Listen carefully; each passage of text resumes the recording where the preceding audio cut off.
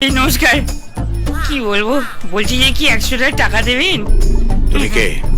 তোমাকে 100 টাকা দেবই বা কেন? একে তো মদ খেয়ে এসছো, আবার টাকা চাইছো। তোমাকে ঢুকতে দিয়েছে কে? আরে সেটা বড় কথা নয়। এরপর আপনি যদি আর একটা প্রশ্ন জিজ্ঞেস করেন তাহলে 200 রুপিস, মানে পার কোশ্চেন 100 রুপিস করে। আচ্ছা তুমি কোন পক্ষের বলো তো? সেটা বড় কথা, সেটাই বড় কথা। সেটার জন্য আমার জানতে হবে যে আমাকে যে নিয়ে এসছে সে কোন পক্ষের। তাহলে একটু খুঁজে দেখি সে কোথায়। ওটা কি চোখের নল লাগিয়ে? ওই তো, ওই কাক কথা শোনে না। 1 মিনিট। ওই মাতাল। ওই যে আমি ছেলে পক্ষ না মেয়ে পক্ষ? আমি জানি না, কাকু জানতে চাইছে আমি ছেলে পক্ষ না মেয়ে পক্ষ। বল না। কি অপূর্ব। একটু পরে না, পরে পরে না, কাকু আমাকে 1 বোতল মদ দেবে, 100 টাকা দেবে। হয় না, আমি আসছি। হয় না কাকু। আরে কাকু, এই কাকু। তুই এগিয়ে এনেছিস? মদ খেয়ে মাতলামো করছে।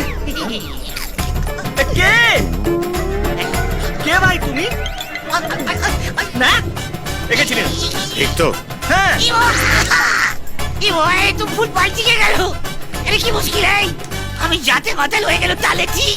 আপনি বিশ্বাস করুন, আমাকে রাস্তা থেকে কুড়িয়ে এখানে এনেছে। ওরে বাবা, কি পাল্টি! তুই যা। এই চোপ চোপ। এবার পাল্টি গিয়ে চলে গেল। বলছি, তখন আমি 100 টাকা কি শুধু একা খাবো বলে চেয়েছি নাকি? দুজন মিলে করে খেয়ে নেবো। আবার যদি দেখি তোর ঠ্যাং ভেঙে দেবো। বললো কেন?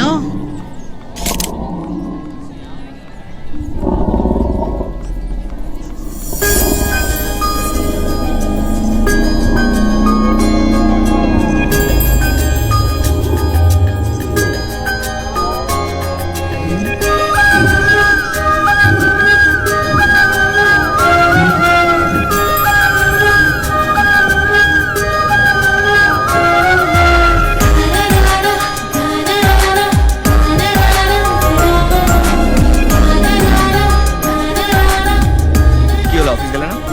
হ্যাঁ, আজকে তো ফার্স্ট ডে, কোনো রকম বলে কাটিয়ে এসেছি। তাই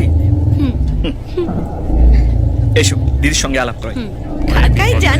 দিদি, ও আমার বন্ধু নীলাশা, আমার দিদি, আমার জামাইবাবু।